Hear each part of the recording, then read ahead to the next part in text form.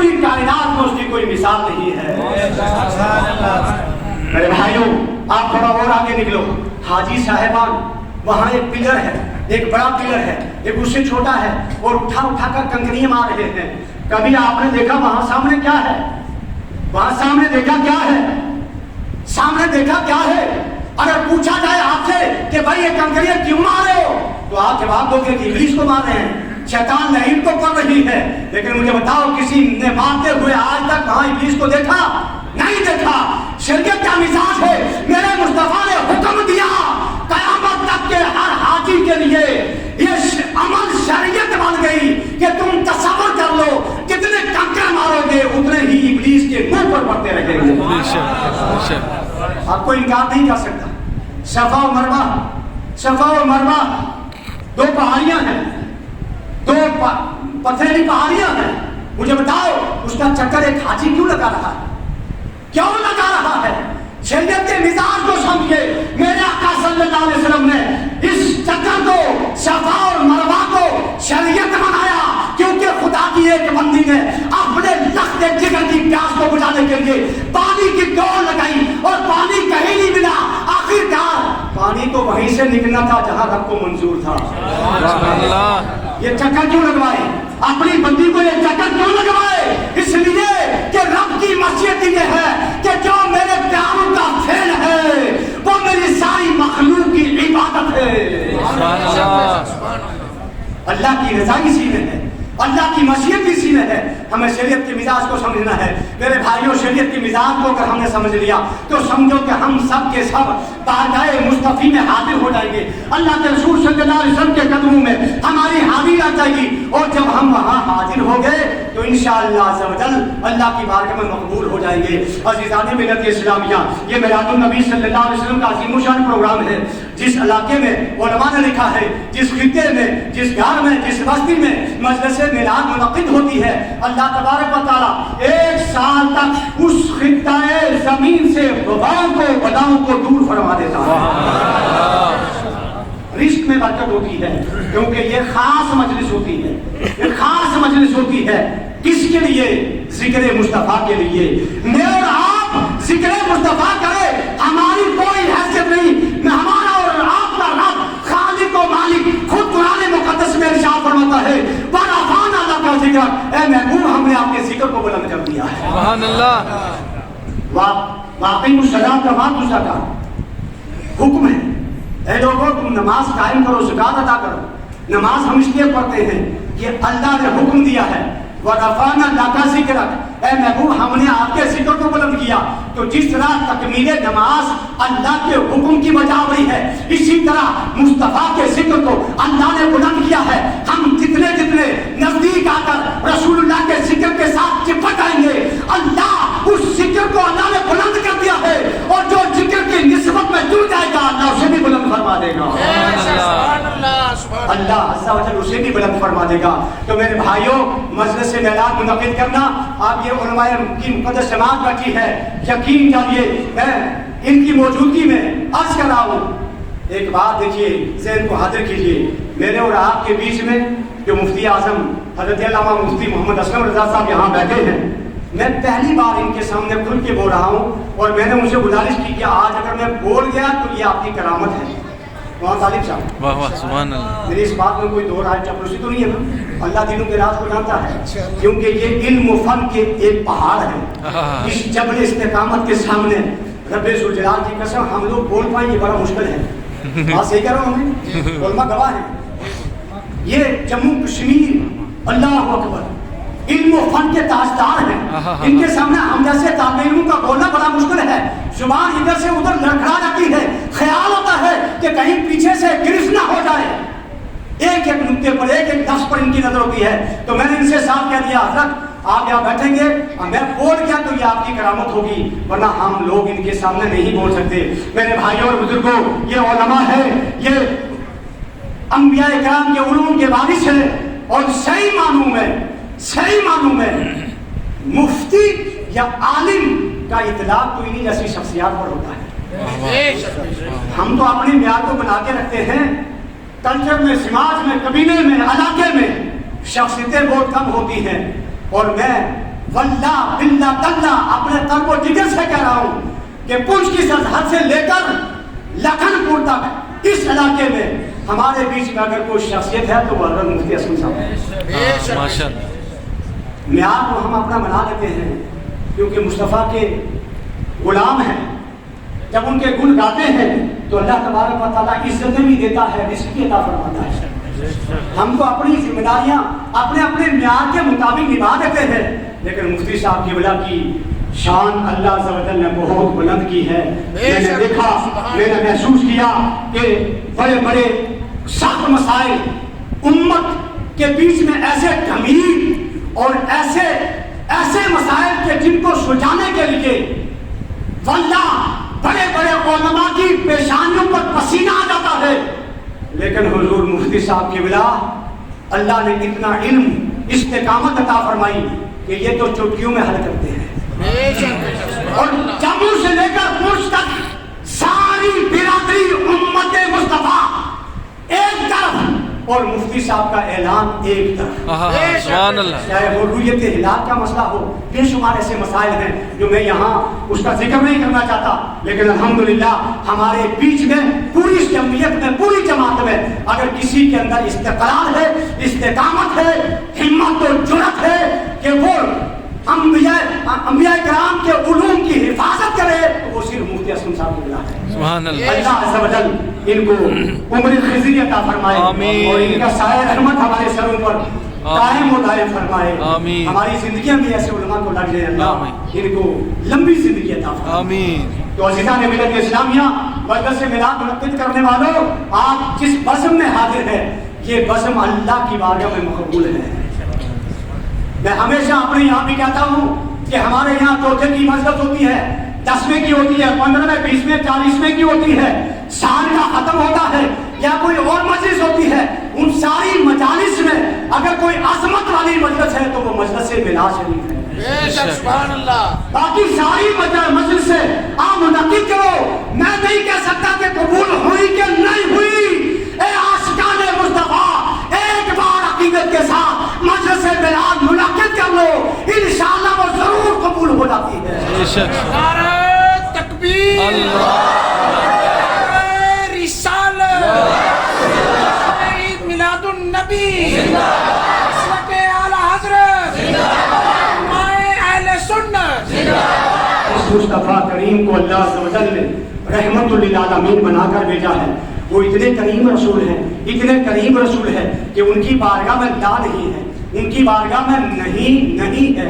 उनके यहाँ उनके दर अक़दस पर, उनके दर अक़दस पर जो आया, जिस ढंग आया, सुवाली आया, बेकारी आया, कोई बहरूपिया आया, कोई दिखाने के लिए आया, तो किसी हाल में आया, मेरे मुस्तफा ने उसके ऊपर रंग अता फरमाया और उसको कभी मायूस नहीं फरमाया। बेशक बेशक। मजलिस मिलाद मुनक़्क़िद करने वालों, अगर हम नकल भी करेंगे तो अल्लाह इसको असल में तब्दील फरमा देगा इंशाअल्लाह। मेरे आका करीम अलैहिस्सलाम के प्यारे सहाबी हज़रत हबीब बिन फुदैक रज़ियल्लाहु तआला अन्हु, आप एक सफर में है, ये अचानक आपका पाँव एक ऐसे जहरीले सांप के अंडे पर पड़ा कि जिसकी वजह से आपके पाँव में सोजन आ गई और आप उस जहर की शिद्दत से कराहने लगे, तड़पते हुए घर पहुंचे। बाप ने देखा कि जवान बेटा तड़प रहा है, आपने फौरी उठाया और उठाकर बारगाह मुस्तफा में पेश कर दिया।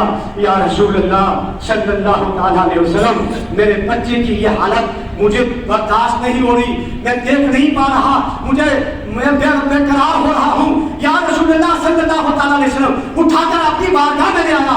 मेरे मुस्तफा सल्लल्लाहु अलैहि वसल्लम ने अपना लुआबे दहन यानी थूक मुबारक अपने मुँह मुक़द्दस से निकाला और निकालकर हबीब की आंखों में लगा दिया।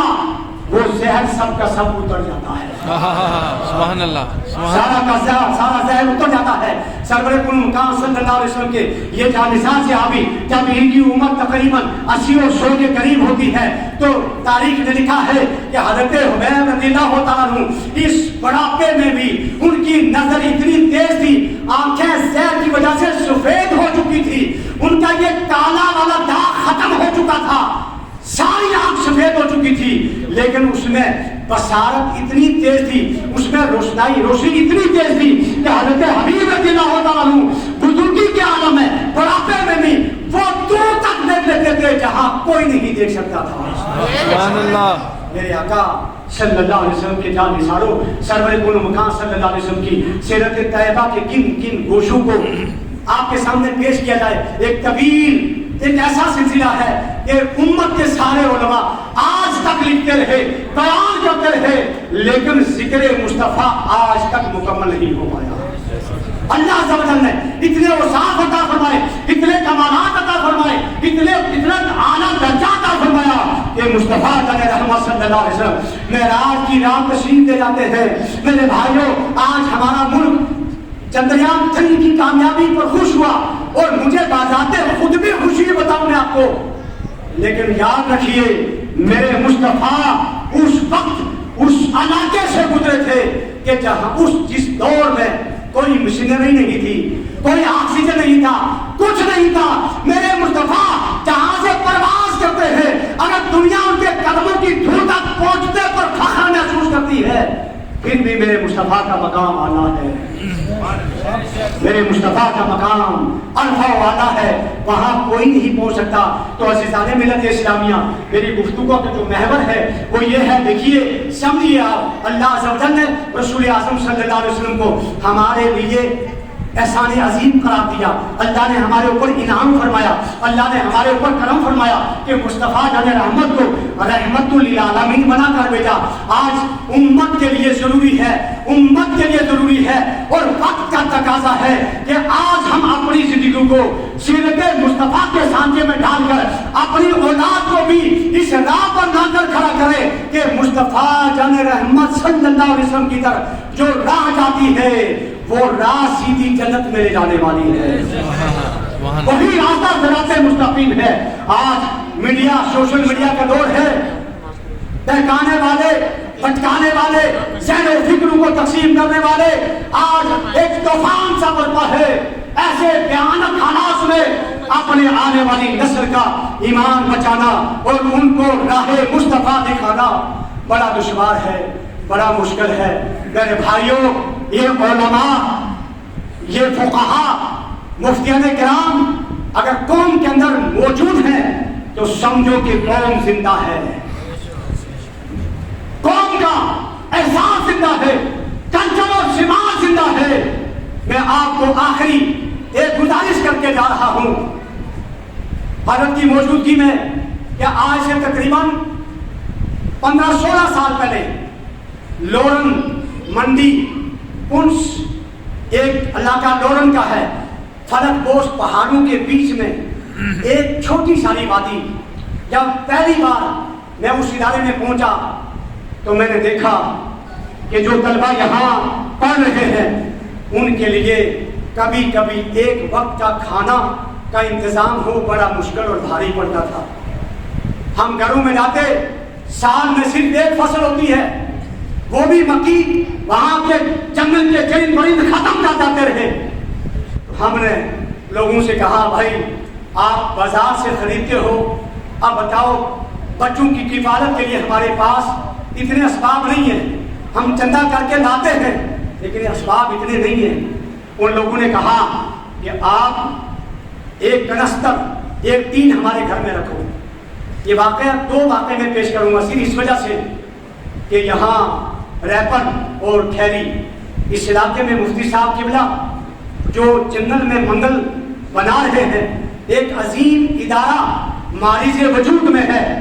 मेरे भाइयों, खाने खुदा में तशरीफ फरमा, मेरे मुअज़्ज़ज़ बुजुर्गों, नौजवानों, ये इदारा मेरी और आपकी आने वाली नस्ल की शनाख्त है। बेशक बेशक, सुभान अल्लाह। अगर इस इदारे में आज हमने अपने इखलास शामिल नहीं किया तो आने वाला वक्त हमारी नस्लें पछताएंगी कि हमने क्या किया। हमने वो टीन जो जिसमें सरसों का तेल आता था कनस्तर घरों में रख दिया।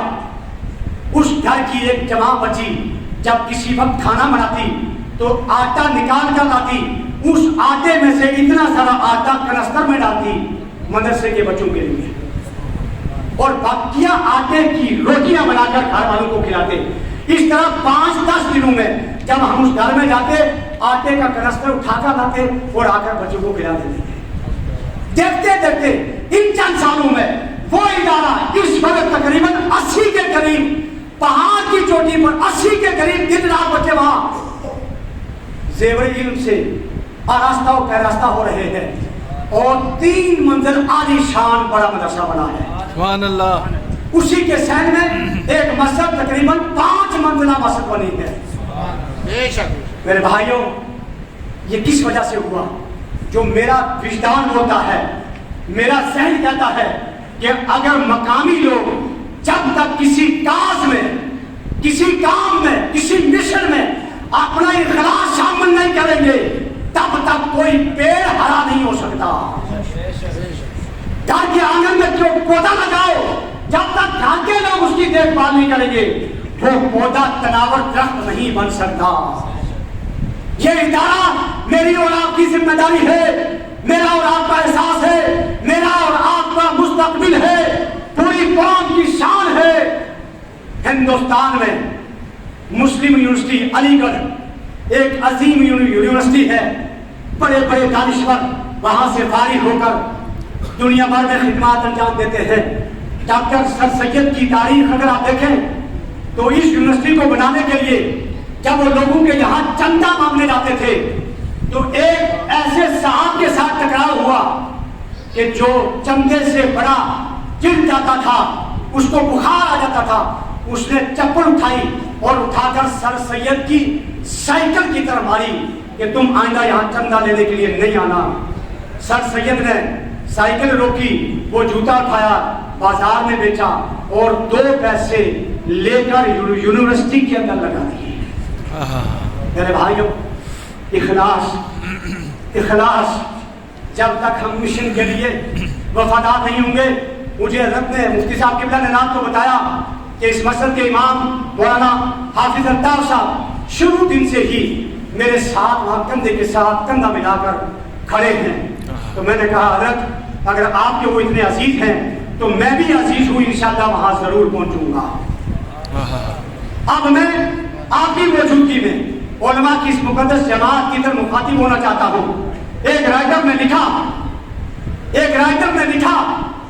کہ اس کو بزنس کے لیے کسی بڑے کارخانے میں بڑی فیکٹری میں جانا ہوا اور وہاں جب کام کر کے دوپہر کا وقت تھا تو وہ اسی کے ساتھ میں ایک ہوٹل ہے وہاں کھانا کھانے کی غرض سے باہر نکلا اور جا کر کھانے کی میز کے اوپر بیٹھ گیا. تھوڑی توجہ نوجوانوں سے گزارش کروں, تھوڑی توجہ. میز کے اوپر بیٹھا, کھانے کی انتظار, آرڈر دیا کہ بھائی کھانا دے دو. اس نے کھانا منگوایا اور کھانا کھانے لگا. سامنے قریب میں ایک اور میز پر ایک بندہ سفید پوش بیٹھا ہے اور وہ بھی کھانا کھا رہا ہے. اس کی توجہ ساری کھانے کی طرف, آس پاس میں بھیڑ بھاڑ رش کافی ہے, کسی کی طرف وہ متوجہ نہیں. اس نے کھانا کھایا اور کھانا کھاتے ہی اس کھانے کا بل ادا کیے بغیر تیزی سے باہر نکل گیا. تو یہ رائٹر کہتا ہے کہ میں نے اس کی اس حرکت کو دیکھا تو مجھے بڑا عجیب سا لگا. اس نے کہا کہ میں نے کھانے کا بل ادا کیا, اس کے بعد میں کام میں واپس چلا گیا. رات کے وقت میں پھر اسی طرح ہوا, دوسرے دن پھر ایسے ہوا, اسی کا 3 دن لگاتار. میں اس شخص کو دیکھتا ہوں جلدی سے آتا ہے, لوگوں کے بیچ میں بیٹھ کے کھانا کھا کے چلا جاتا ہے, بل ادا نہیں کرتا. تو مجھے یہ بات کھٹکی, وہم و گمان کو تھوڑا درست کرو. میرے دماغ میں یہ بات کھٹکی اور میں سیدھا ہوٹل کے مالک کے پاس گیا. میں نے اسے جا کے کہا کہ وہ اس شخص کو جانتے ہو؟ ہوٹل کے مالک نے کہا ہاں, یہ ہر وقت کھانا کھانے آتا ہے اور کھا کر چلا جاتا ہے. تو اس نے کہا کہ یہ بل ادا نہیں کرتا, کیا تمہاری اس پر نظر نہیں؟ تو ہوٹل کے مالک نے کہا کہ سارے لوگ جو کھانا کھانے آتے ہیں سب پر میری نظر ہوتی ہے اور اس پر بھی نظر ہوتی ہے. اس شخص نے کہا پھر تم نے اس سے بل کیوں نہیں مانگا, یہ کھانے کی رقم ادا کیے بغیر باہر نکل جاتا ہے. ہوٹل کے مالک نے جو جواب دیا, رائٹر کہتا ہے میرے سر سے لے کر پاؤں تک جسم میں ایک کرنٹ دوڑ گیا. سر سے لے کر پاؤں تک جسم کا گانٹ توڑ گیا، اور میں نے سوچا میرے خدا نے قرآن میں بدگمانی سے بچنے کے لیے بار بار حکم دیا، رسول کائنات صلی اللہ علیہ وسلم نے بدگمانی سے بچنے کی بار بار تعلیم عطا فرمائی، لیکن آج تک جو میں بدگمان ہوتا رہا، اس ہوٹل کے مالک کے جواب نے مجھے سر سے لے کر پاؤں تک ساری بدگمانیوں سے پاک کر دیا، ساری بدگمانیوں سے پاک کر دیا۔ مجھ سے اس ہوٹل کے مالک نے کہا کہ بھائی تم نہیں جانتے یہ سفید پوش ہے اور یہ وہاں باہر نکڑ پر کھڑا رہتا ہے، وہاں کھڑے ہو کر انتظار کرتا ہے کہ اس ہوٹل میں رش زیادہ ہوگا، بھیڑ زیادہ ہو تو میں آ کے کھانا کھا لوں، پیٹ کی بھوک کم کروں۔ وہاں کھڑے ہو کر یہ اپنے خالق و مالک کے ساتھ رابطہ جوڑتا ہے، مولا میری بھوک کا کوئی چارہ نہیں، اس ہوٹل والے کی دکان پر اتنا رش ڈال دے کہ جس کے بیچ میں چھپ کر میں کھانا کھا کر واپس آ جاؤں، بل ادا کرنے کے لیے میرے پاس پیسے نہیں ہے۔ ارے اس غریب کی دعاؤں کی وجہ سے میری دکان پر رش لگتا ہے تو میں اسے بل کیسے حاصل کر سکتا ہوں؟ اس غریب کی دعا سے، اس کی دعاؤں سے میری دکان پر اتنا سارا کھانا بکتا ہے، رش لگتا ہے، بھیڑ لگتی ہے، میں اس کو کیسے دھتکاروں؟ یہ اپنے نصیب کا کھانا کھانے آتا ہے اور کھا کر چلا جاتا ہے۔ میرے بھائیوں، میرے بزرگوں، معلمین، اساتذہ، توجہ، آج یہی کچھ ایسی بدگمانیاں اور پہلی نیتیں ہمارے کلچر اور سماج میں ڈرائی ہے کہ جس کی وجہ سے آج ہم کھوکھلے ہوتے جا رہے ہیں۔ غیبت ہماری زبان پر، ہم شخصیتوں کی بات نہیں کرتے، کسی کا جس کو اللہ نے معیار دیا ہے، کتنی تعریف ہے، ہمیں اگر اس کو قدر کی نظر سے دیکھیں گے تو انشاءاللہ ہمارا کلچر اور سماج اس کی تعمیر ہوگی، یہ آگے بڑھے گا، اسے کوئی توڑ نہیں سکتا۔ یہ اسی وقت ٹوٹتا ہے جب ہم کسی کے علم کو ناپتے ہیں، کسی کے عمل کو ناپتے ہیں، کسی کے عیبوں کو دیکھتے ہیں۔ تو عزیزان ملت اسلامیہ، اسی طرح ایک رائٹر لکھتا ہے، ایک بڑی شادی کی تقریب سجی ہوئی ہے، کرسیاں لگی ہیں اور لوگ وہاں کھانا کھانے کے لیے آ رہے ہیں۔ ایک جوان آیا اور دیکھا کہ کرسی پر جو بیٹھے ہوئے ہیں سفید پوش بزرگ لوگ بیٹھے ہیں، وہ جوان آیا اور آ کر جو کرسی پر بیٹھے سفید داڑھی والے بزرگ ہیں، ان میں سے ایک بزرگ کے پاس وہ جوان آیا اور آ کر کہنے لگا، استاد جی السلام علیکم۔ سبحان اللہ۔ اس نہیں ناتواں کمزور بزرگ استاد نے جب نظر اوپر کی تو دیکھا کہ ایک خوبصورت نوجوان ہے، اسے پوچھا وعلیکم السلام تم کون ہو؟ اس نے کہا استاد میں آپ کا شاگرد ہوں، میں آپ کا شاگرد ہوں اور میں بھی الحمدللہ آج ٹیچر ہوں، استاد ہوں، معلم ہوں۔ بولے ماشاءاللہ ماشاءاللہ، بہت اچھا، بیٹا بیٹھو۔ اب جو جتنی کرسیاں تھی سیانے بیٹھے تھے، وہ نوجوان اسی بزرگ کے ساتھ مل کر زمین پر بیٹھ جاتا ہے۔ اس سیانے نے کہا، اس بزرگ نے کہا کہ بیٹا کھڑے ہو جاؤ، اتنی انٹیلیجنٹ ہو، بڑے اچھے لگتے ہو، تم کھڑے ہو جاؤ، کرسی کا انتظام کرتے ہیں۔ انہوں نے کہا نہیں، انہی قدموں سے پرورش پا کر آج میں اس مقام پر پہنچا ہوں، اس مقام پر میں پہنچا ہوں، انہی قدموں کی دھول چاٹ کر پہنچا ہوں۔ استاد پھر تھوڑی توجہ لینے لگے کیونکہ بزرگ ہو چکے تھے، ان کی یادداشت پورا کام نہیں کر رہی تھی۔ پھر مخاطب ہوئے، بیٹا بتاؤ کہاں پڑھتے تھے؟ اس بچے نے جو روداد سنائی، وہ روداد اگر ہم کل وہ جگر میں بسا لیں تو رب ذوالجلال کی قسم قوم مسلم کا معاشرہ انشاءاللہ تعمیر ہونا شروع ہو جائے گا۔ اس نے کہا میرے استاد بچپن میں فن اسکول میں آپ بحیثیت استاد پڑھانے آتے تھے، ہماری کلاس لگی تھی، ایک دن مجھے شرارت سوچی اور میں نے اپنے ہی کلاس کے ایک لڑکے کی گھڑی اٹھائی اور اٹھا کر اپنے پیر کے بیچ میں ڈال دی۔ جب آپ کلاس میں داخل ہوئے، اس بچے نے، اس ساتھی نے آپ کہنے سمجھو، نقطے کو سمجھو، اپنے چہرے دیوار کی طرف کر لو۔ ہم سب نے پیر کی طرف، پٹھ کی دیوار کی طرف چہرے کر لیے، آپ آئے, آپ نے میرے بیگ سے گھڑی نکالی اور گھڑی نکال کر اس بچے کے حوالے کر دی جو اس کا مالک تھا. آپ نے میرے عیب پر پردہ ڈالا, کلاس کے بچوں میں مجھے ذلیل ہونے سے بچایا. میں نے اسی دن طے کر لیا تھا کہ جس طرح کا میرا استاد ہے اسی طرح کا استاد بن کر دکھاؤں گا, اسی طرح کا استاد بن کے دکھاؤں گا. تو میرے استاد محترم, آپ نے مجھے ذلیل ہونے سے بچایا, میرے عیبوں کی پردہ پوشی کی, اور اسی کی برکتوں سے آج میں بھی فلاں اسکول میں ٹیچر ہوں, استاد ہوں. اب استاد محترم بزرگ تھے, سیانے تھے, ان کی آنکھوں میں آنسو آ گئے. بزرگوں توجہ چاہوں گا, اس استاد کی آنکھوں میں آنسو آئے اور اس جوان ماسٹر کی طرف مخاطب ہو کر کہا, بیٹا مجھے اپنے رب کی عزت کی قسم, میں آج تک نہیں جانتا تھا کہ گھڑی تو نے چوری کی, کیونکہ جب میں تلاشی کرنے کے لیے نکلا تھا تو تلاشی سے پہلے میں نے اپنی آنکھوں پر بھی پٹی باندھ لی تھی. سبحان اللہ. میں نے اپنی آنکھوں پر بھی پٹی باندھ لی تھی تاکہ مجھے بھی پتا نہ چلے کہ کس بچے سے غلطی ہوئی ہے. جس درسگاہ میں ایسے معلم اور اساتذہ ہوں گے اس درسگاہ سے ایسے ہی بچوں کی تعمیر ہوگی, ایسے ہی کلچر اور سماج بنے گا. میرے بھائیوں, میرے بزرگوں, آخری بات آپ سے عرض کر رہا ہوں کہ ہمارے اسکول کی ایجوکیشن اپنی جگہ ایک اہم مقام رکھتی ہے, ہمیں اس کا انکار نہیں ہے, لیکن یاد رکھیے آج کے دور میں اپنے آنے والی نسل کی اگر کوئی ایمان کی اور غیرت کی سلامتی چاہتا ہے تو ہمیں مدارس اسلامیہ کی سخت ضرورت ہے. بے شک, بے شک. ہمیں دینی اداروں کی ضرورت ہے. ہم جب پنچ کی سرزمین پر ہوتے ہیں, احباب کے بیچ میں بیٹھے ہوتے ہیں, تو سب کی بول یہ ہوتی ہے کہ جموں میں ایک بڑا اہم ادارہ ہونا چاہیے, کشتواڑ ڈوڈا میں لوگوں کی آواز ہے, جموں میں ادارہ ہونا چاہیے.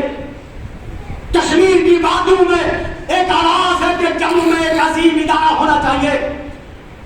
ہندوستان کی مختلف ریاستوں سے علماء جب جموں ریلوے اسٹیشن پر وارد ہوتے ہیں تو ان کی دل کی امنگ ہوتی ہے کہ جموں میں ایک عظیم ادارہ ہونا چاہیے. میرے بھائیوں, کئی سارے ادارے ہیں اپنی جگہ ایک اعلیٰ مقام رکھتے ہیں, لیکن یاد رکھیے ان علماء کی موجودگی میں اللہ کی ذات کو حاضر و ناظر کر کے, رسول کائنات صلی اللہ علیہ وسلم کی ذات مقدسہ کو حاضر و ناظر کر کے ایک بات دل سے کہہ رہا ہوں کہ آپ کے علاقے میں کھیری میں جو جامعہ عثمانیہ کے نام سے ایک ادارے کا وجود بنا ہے, وہ ادارہ جموں سے لے کر ہندوستان کے کونے کونے کی آواز کی تکمیل ہے, ان کی آرزو کی تکمیل ہے, ان کے جذبوں کی امنگوں کی تکمیل ہے. اگر ہم مقامی لوگ مل کر اس کی دل و دیوار میں اپنا اخلاص ڈالیں گے تو انشاءاللہ عز و جل یہ جامعہ عثمانیہ ایک عظیم یونیورسٹی کی شکل بن کے دکھائے گی انشاءاللہ. سبحان اللہ. اب اس کے لیے میں آپ سے گزارش کروں, یہاں پر پڑھے لکھے لوگ بیٹھے ہوئے ہیں, کتنے مقدس لوگ ہیں, سبحان اللہ, کتنی پیاری داڑھی ہے, اللہ سلامت رکھے.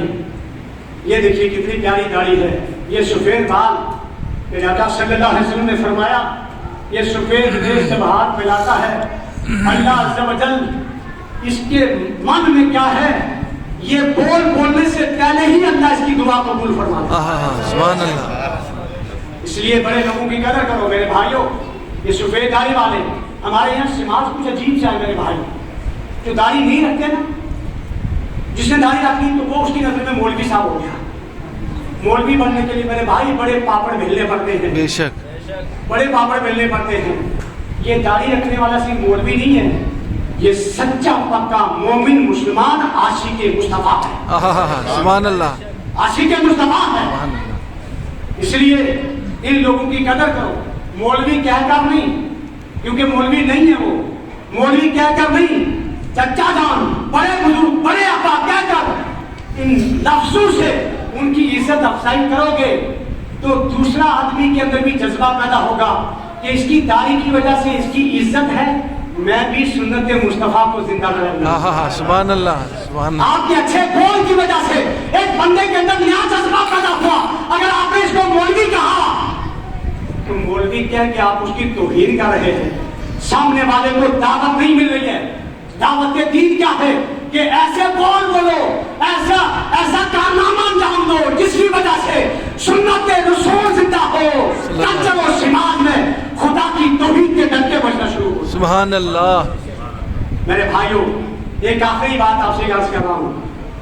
नौजवान है और बड़े सियाने लोग हैं, आप अपने यहाँ किसी दिन दुकान पर बैठे, नुक्कड़ में बैठे, घर में 4-5 आदमी बैठे हैं, आप पर महीने में एक बार बैठना, जो मकसद अर्ज कर रहा हूँ, इस मकसद के लिए मैं कहूंगा कि आपके लिए बड़ा जरूरी है।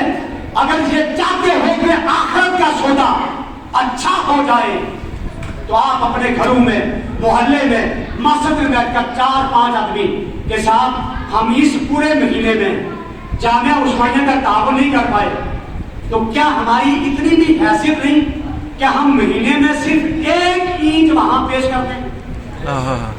कितने की ईंट आती है?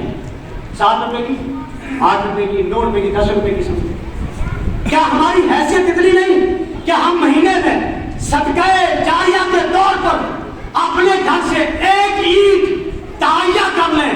जब 4 आदमी बैठे होंगे, हर आदमी 10-10 रुपए निकालेगा तो 40 रुपए होंगे कि नहीं होंगे? बेशक।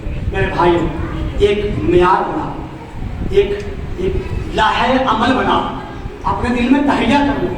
मेरे भाइयों, मस्जिद अल्लाह का घर है और मदरसा रसूलुल्लाह का घर है। सल्लल्लाहु अलैहि वसल्लम। आप दिल में एक इरादा बना लो, एक अज़्म मुसम्मम कर लो। मैंने लोरन की मिसाल इसलिए दी कि एक चुटकी के ताउन से 3 मंजिला इदारा बना, 5 मंजिल मस्जिद बन गई। हम अगर महीने में ये ताजा कर लें, 1 ईंट, 2 ईंट, 3 ईंट, 4 ईंट दिल में ताजा कर ले के पूरे मोहल्ले से, हर घर से 5-5 ईंट की रकम या ईंट या सीमेंट या सरिया हम हर महीने में जामिया उस्मानिया में एक काफले की शक्ल में पहुंचाएंगे, क्योंकि मुफ्ती असलम साहब बेसिक पहुंच के हैं। चंद दिन की जिंदगी है, उसके बाद इन्होंने भी दुनिया छोड़नी है, मैंने भी दुनिया छोड़नी है, लेकिन जामिया उस्मानिया में एक ईंट लगी हुई आपकी आने वाली नस्ल की बका की जमानत देगी इंशाअल्लाह। बेशक बेशक। सुभान अल्लाह। हमने ये मदरसा लेके कहीं नहीं जाना है, ये यही है, आपकी शान है, आपकी मान है, आपकी इज्जत है। लिहाजा सीधाने मिलत इस्लामिया, आगे बढ़िए, कदम से कदम बढ़ाइए। हकीम लुकमान ने मरने से पहले अपने बच्चों को बिठाया और बिठाकर कहा, बच्चों एक लकड़ी पेश की, बोले इसको तोड़ो, तो हाथों में लकड़ी की तोड़ डाली, फिर 5 लकड़ियां दी, 4 लकड़ियां दी, बोले इसको तोड़ो, तो सब ने मिलकर जोर लगाया, कहा अब्बा अब ये नहीं टूट सकती। तो हकीम लुकमान की बच्चों को नसीहत दी, बच्चों तुम आपस में मुत्तहिद रहोगे तो तुम्हें कोई तोड़ नहीं पाएगा। बेशक। जामिया उस्मानिया के पूर्व जवाब में रहने वालों, गैरतमंद मुसलमानों, अगर हम सब तहैया कर लें कि जामिया के साथ हम सब मुत्तहिद हैं तो इंशाअल्लाह अज़्ज़वजल इस इदारे को कामयाबी से कोई नहीं रोक सकता। अल्लाह अज़्ज़वजल की बारगाह में दुआ है, मौला करीम जो कुछ कहा इसमें गलती हुई अल्लाह माफ फरमाए। अस्तगफिरुल्लाह ताला रब्बी